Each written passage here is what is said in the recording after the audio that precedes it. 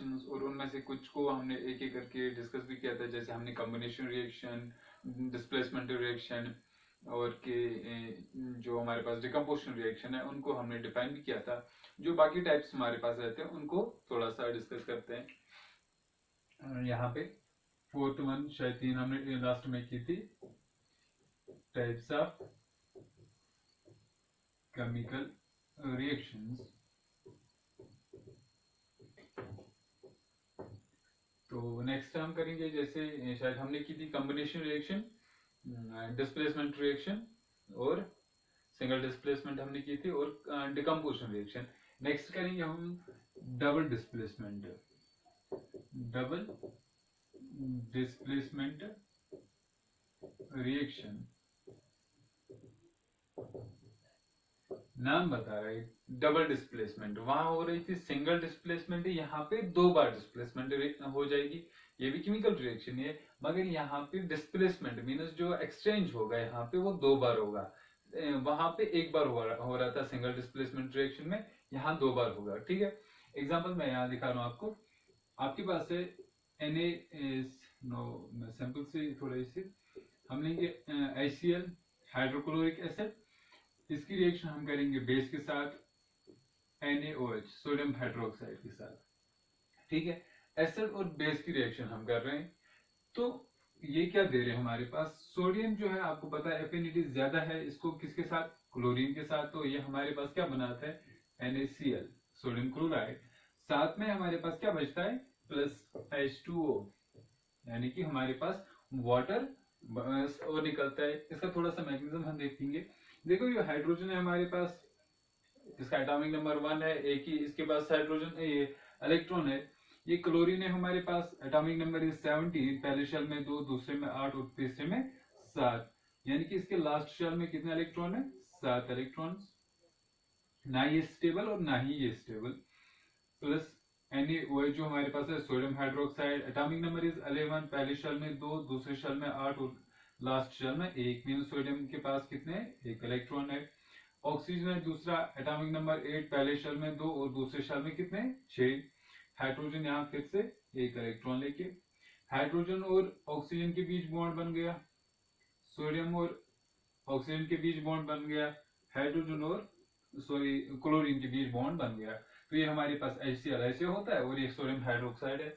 अब जब हमने इन दो को आपस में मिलाया तो ये क्लोरीन जो है ये यहाँ पे देखो, यहाँ पे बॉन्ड टूट जाएगा, ब्रेक हो जाएगा। क्यों, ये बॉन्ड फिशन जो यहाँ होगा, यहाँ 2 टाइप्स के बॉन्ड फिशन होते हैं। ठीक है, ऑलरेडी जो डिस्कस हमने किया है, एक होता है हमारे पास हेटेरोलिटिक बॉन्ड फिशन, दूसरा होता है हमारे पास homolytic bond fission. Homo means same, जब बॉन्ड फिशन सेम होगा मीन्स जिनकी इलेक्ट्रोनेगेटिविटी सेम होती है या नियरली सेम होती है, उनके पास जो बॉन्ड फिशन होगा, जो बॉन्ड ब्रेक होगा, वो होमोलिटिक होगा, मीन्स बराबर डिवाइड किया जाएगा। मगर यहाँ पे जहां पे इलेक्ट्रोनेगेटिविटी डिफरेंस बहुत ज्यादा होगी, वहां पे हेटेरोलिटिक बॉन्ड फिशन होगा।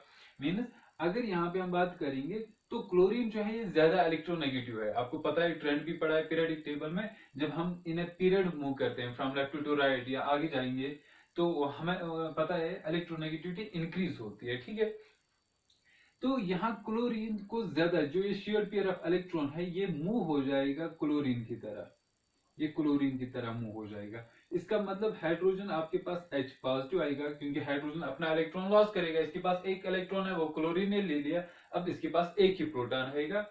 और क्लोरीन ने इलेक्ट्रॉन गेन किया, इसके पास 17 प्रोटॉन थे, 17 इलेक्ट्रॉन थे, अब इसने 1 इलेक्ट्रॉन गेन किया, इसके पास आए 18 इलेक्ट्रॉन, मीन्स इस पे एक चार्ज आएगी। कौन सी चार्ज, मगर नेगेटिव चार्ज।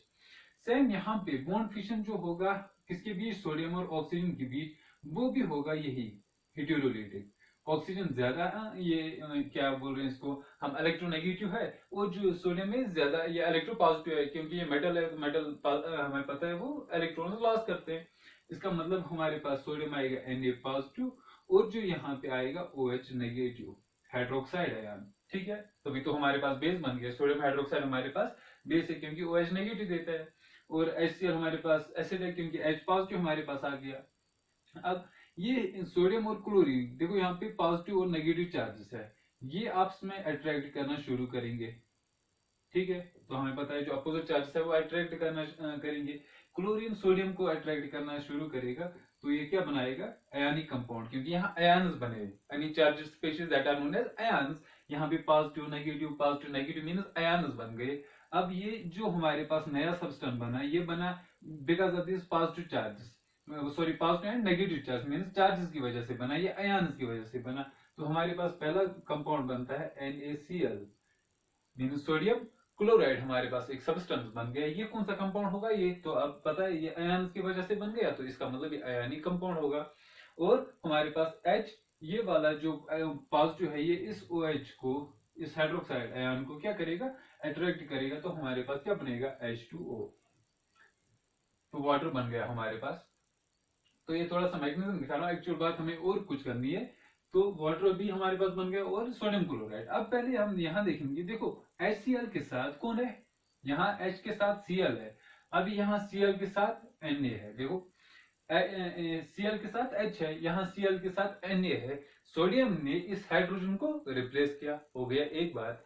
अब यहाँ पे देखो सोडियम के साथ OH है, अब यहाँ देखो OH, यहाँ ये एक्चुअली ऐसे है HOH मीन्स OH, H के साथ OH के साथ H है, मीन्स यह इस H ने इस Na को यहाँ पे रिप्लेस किया, मीन्स कितनी बार डिस्प्लेसमेंट हुई, 2 बार डिस्प्लेसमेंट हुई। तो हम बोल सकते हैं डबल डिस्प्लेसमेंट, क्योंकि 2 बार यहाँ पे डिस्प्लेसमेंट हो गई। ठीक है, कभी कभी कुछ ऐसे भी हम इसको डिफाइन करते हैं, it is exchange of ions. Double displacement को हम डिफाइन करते हैं, इट्स एक्सचेंज ऑफ आयन्स। अभी जो हमने दिखाया, ये Cl नेगेटिव निकलता है, ये Na पॉजिटिव निकलता है, ये अपना नेगेटिव इसको देता है, ठीक है, ये अपना पॉजिटिव इसको दे रहा है। ठीक है, तो यहाँ आयन्स का जो एक्सचेंज हो रहा है, इसका आयन इसके पास जाता है, इसका आयन इसके पास जा रहा है, तो यहाँ पे एक्सचेंज हो रही है, मगर कितने बार, 2 बार। तो तभी हम इसको क्या बोल रहे हैं, डबल डिस्प्लेसमेंट रिएक्शन। ठीक है, तो आगे चलते हैं।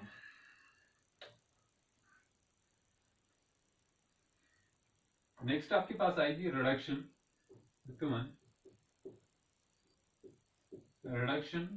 रिएक्शन।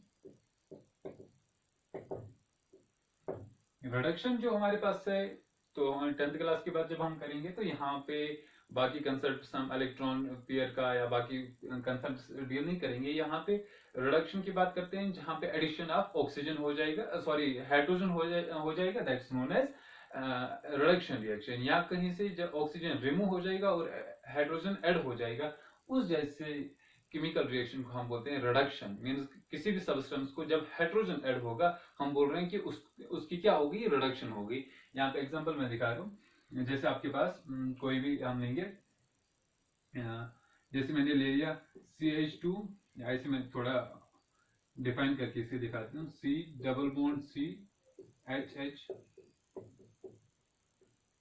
मैग्नीशियम इसके साथ दिखा रहा हूँ। तो ये बेटा हमारे पास है C2H4।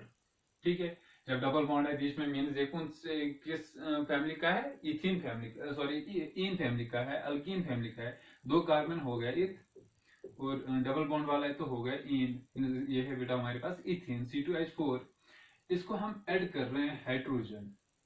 ठीक है, तो ये हमारे पास क्या देगा, यहाँ पे देखो कार्बन और कार्बन दोनों सेम है।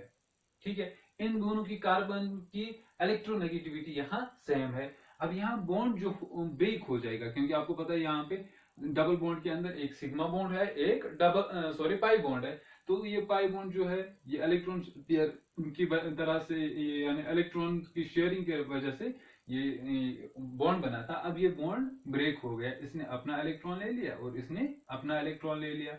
अब इन 2 इलेक्ट्रॉन्स को मैं साइड में दिखा रहा हूँ इस तरीके से, जो कि आप समझ आ जाए। अब यहां से जो हाइड्रोजन है H और H, इनके बीच भी बॉन्ड है। ठीक है, हाइड्रोजन मॉलिक्यूल है, क्योंकि इसको ड्यूप्लेट रूल चलता है, हाइड्रोजन को 2 इलेक्ट्रॉन चाहिए स्टेबल होने के लिए।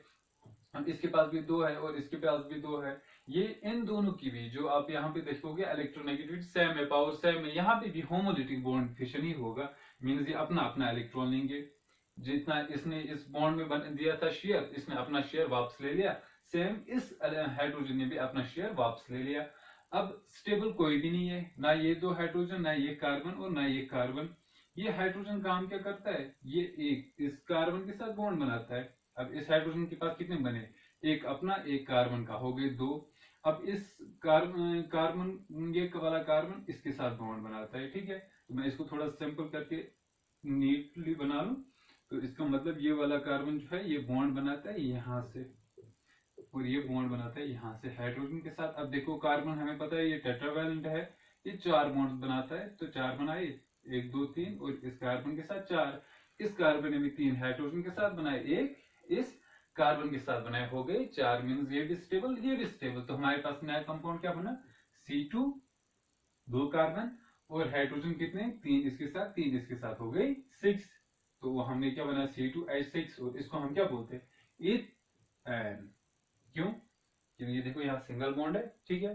तो दो कार्बन है, हो गया इथ, सिंगल बॉन्ड है तो एन, या आप ऐसे भी ट्राई करो, क्या ये इथेन ही है, CnH2n+2, यानी कि जो जनरल फॉर्मूला है कि उनकी अल्केन्स की। तो इसमें n का वैल्यू क्या है हमारे पास 2, मीन्स कार्बन n जो हमारे पास होता है ये कार्बन नंबर है, तो इसमें n का वैल्यू 2 डालो तो क्या आएगा आपके पास, C2H, 2 इंटू n मीन्स 2+2।